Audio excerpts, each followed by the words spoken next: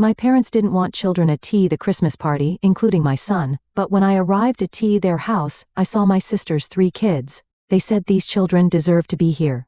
So I told I was ending their support. I never thought I'd be a widow at 34. But here I am, Dakota, sitting at my kitchen table at 7 a.m., trying to get my 7-year-old son ready for school while fighting back tears. It's been months since the accident at the construction site took Mark from us, but sometimes it feels like yesterday.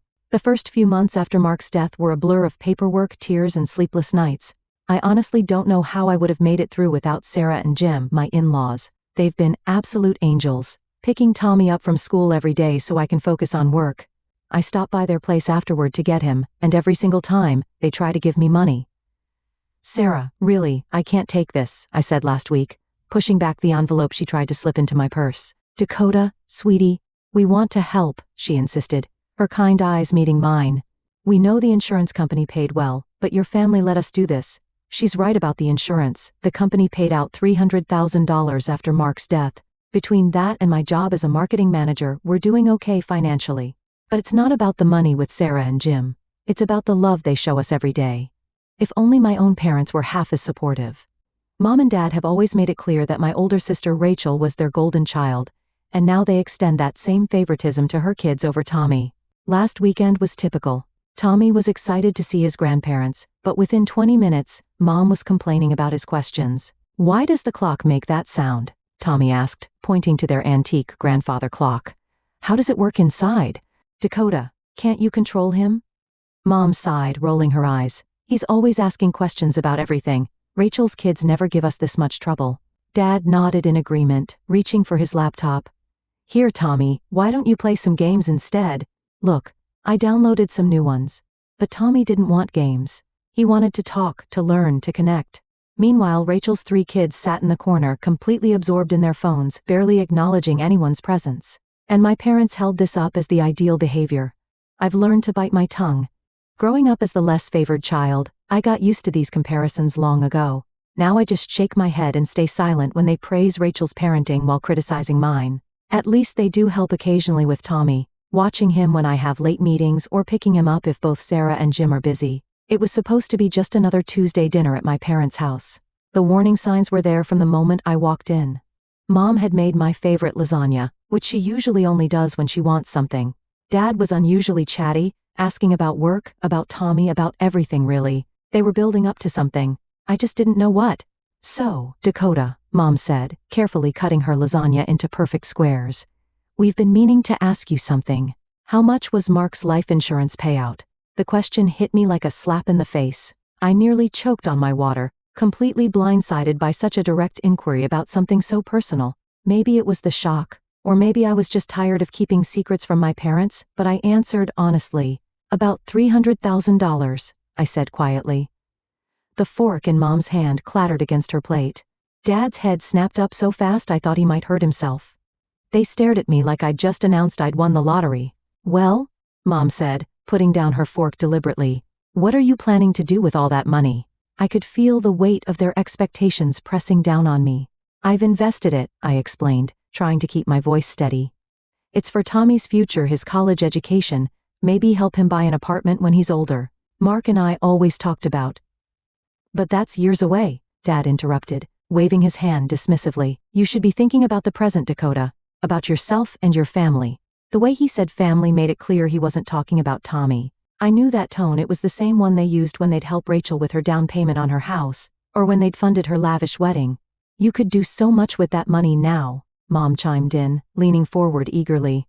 "You could help your family, people who need it today, not save it all for some distant future that might not even." "I'm not discussing my money anymore," I cut her off, my voice sharper than I intended. The silence that followed was deafening. They both sat back, Dad's face clouding over with that familiar disappointment I'd seen so many times growing up. Mom pressed her lips together in that thin line that always meant trouble. The rest of the dinner passed in tense silence, broken only by the scraping of forks against plates. I thought that would be the end of it. Knowing my parents, I expected them to give me the silent treatment for at least a month.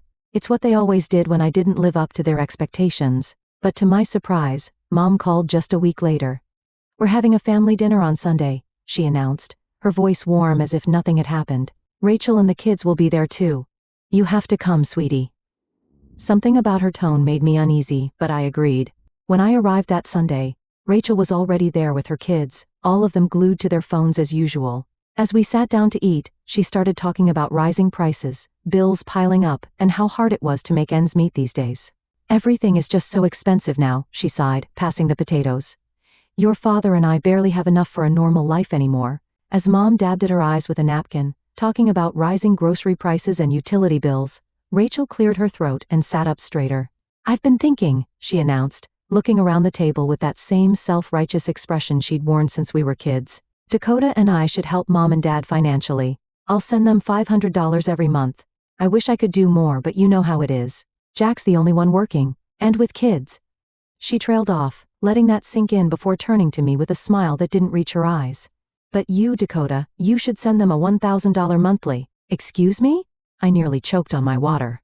Well, it makes sense, Rachel pressed on. You earn really well at your job and you only have one child to support.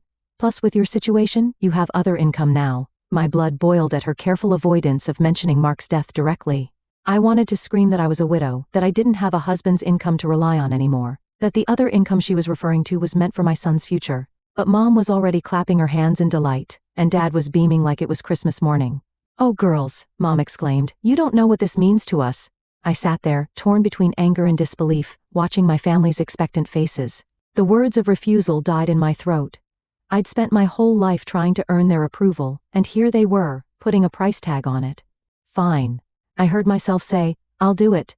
The first transfer hurt the most. $1,000, gone with a few clicks. I told myself it was worth it if it meant more family support with Tommy, but that fantasy quickly unraveled.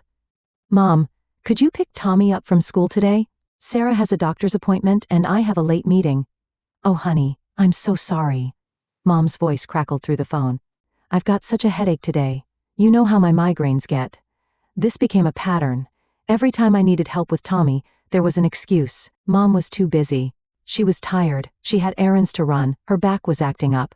Meanwhile, the $1,000 left my account like clockwork every month. One particularly frustrating Thursday, after Mom claimed she couldn't watch Tommy because she might be coming down with something, I called Sarah in desperation. Of course we'll pick him up, Sarah said without hesitation.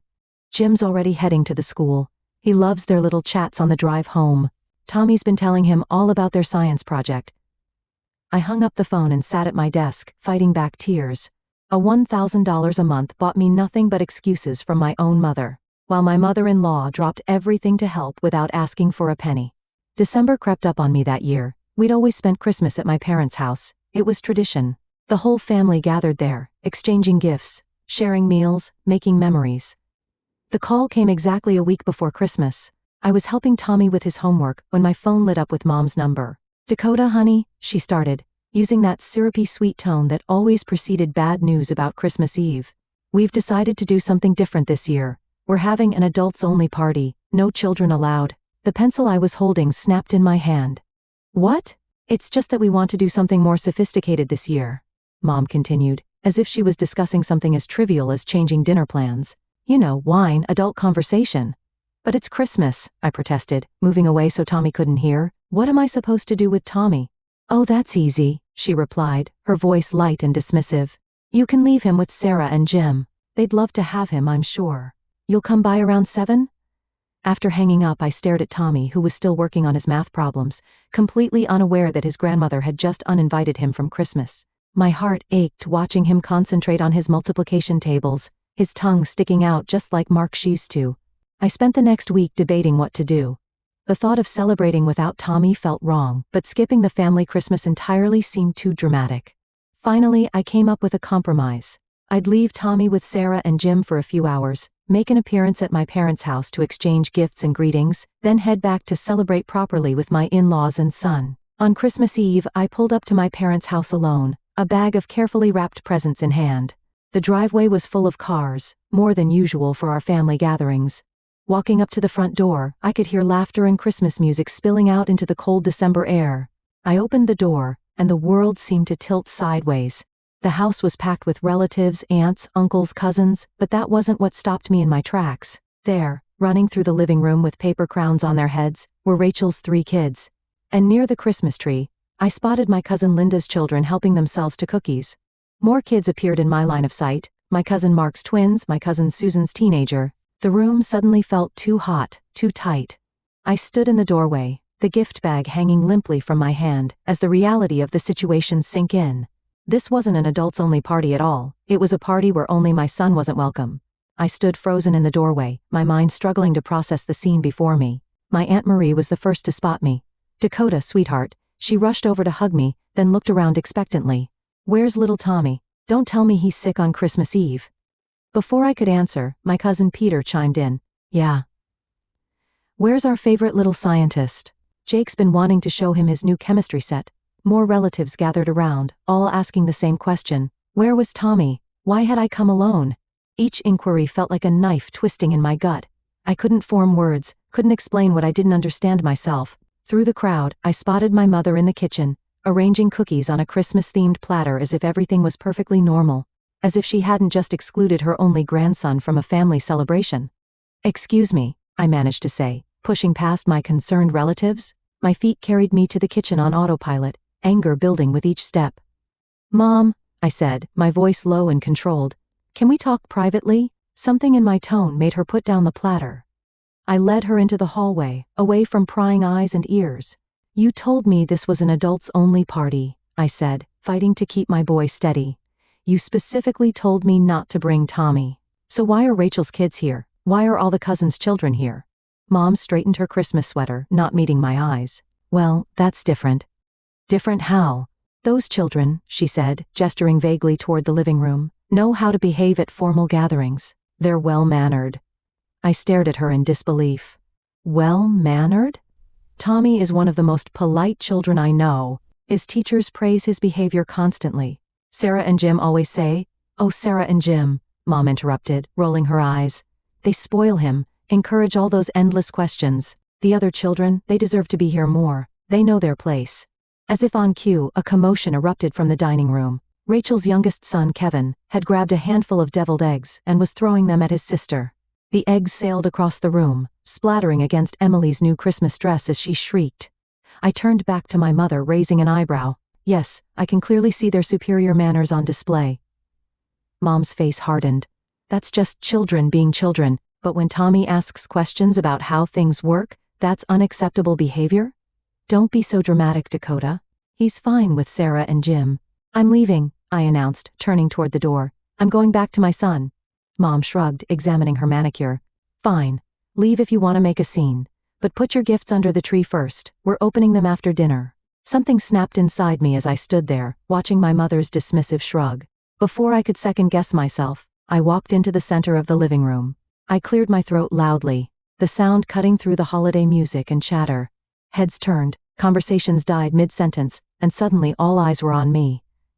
"Several of you have asked why I came alone tonight," I began, my voice stronger than I expected. "Why Tommy isn't here celebrating Christmas with his family." Rachel started to move toward me, but I held up my hand. "Let me finish. I'm here alone because a week ago, Mom called and told me this was an adults-only party. I was specifically told not to bring Tommy." "What?" Aunt Marie's voice cut through the silence. "But all the children are here." "We didn't know anything about a ban on children," Uncle Steve added, looking confused. Mom stepped forward, her face flushed. "Dakota, this isn't the time."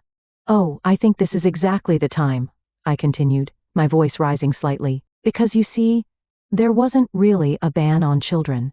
There was a ban on one child, my son, who apparently isn't good enough for this family's Christmas celebration." The room erupted in murmurs. I saw shocked faces, disapproving looks directed at my parents, and confused children watching the adult drama unfold. But that's not even the best part. I laughed, but there was no humor in it. While my son isn't good enough to attend Christmas, I'm apparently good enough to send my parents every month. And Rachel here sends $500. Rachel's husband Jack's head snapped up. "Wait, what? What $500? The color drained from Rachel's face as Jack turned to her. "You're sending your parents money every month? From where? Our account barely covers the bills as it is." Rachel's composure cracked. Her face flushed red as she looked between our parents and her husband. "I never actually sent any money," she stammered. "Mom and Dad asked me to say I was sending $500 so Dakota would agree to help them financially. They said if she thought I was contributing too." The silence that followed was deafening. I watched comprehension dawn on my relatives' faces as they pieced together what had happened. how my parents and sister had manipulated me into supporting them, while simultaneously excluding my child from family events. "You're telling me," Aunt Caroline's voice rang out sharp and clear, "that you scammed your own daughter out of $1,000? You're nothing but scammers. Using your own daughter like an ATM while treating her kid like dirt? That's low, even for you too." The room erupted in overlapping voices, some expressing disgust, others demanding explanations. Rachel was trying to explain herself to an increasingly angry Jack, while my parents stood there, their carefully crafted facade crumbling around them. I raised my hand, silencing the ongoing arguments around me. "I have something else to say." The room fell quiet again, all eyes returning to me. Mom and Dad stood frozen by the Christmas tree, their faces ashen. Rachel was still trying to explain herself to Jack, but even they stopped to listen. "From this moment on," I said, my voice steady and clear, "I will no longer be sending you any money. And I won't be maintaining any relationship with you or Rachel. I'm done." Without waiting for a response, I turned and walked out, leaving the bag of gifts by the door. The sound of the door closing behind me felt final, like the ending of a chapter 1 should have finished long ago. Sitting in my car, I pulled out my phone and opened my banking app. With a few quick taps, I canceled the monthly transfer to my mother's account. It felt like cutting off a chain I'd been dragging behind me for months. The drive to Sarah and Jim's house seemed to take both forever and no time at all. When I pulled into their driveway, I could see Tommy through the window, helping Sarah decorate Christmas cookies. The sight of him, happy and loved, brought tears to my eyes. We spent the rest of Christmas Eve with Sarah and Jim, decorating cookies, singing carols, and watching Tommy's eyes light up as he helped Jim arrange the nativity scene. This, I realized, was what family should feel like. The next morning, while Tommy was still asleep surrounded by the presents Santa had brought, my phone rang. It was Aunt Caroline.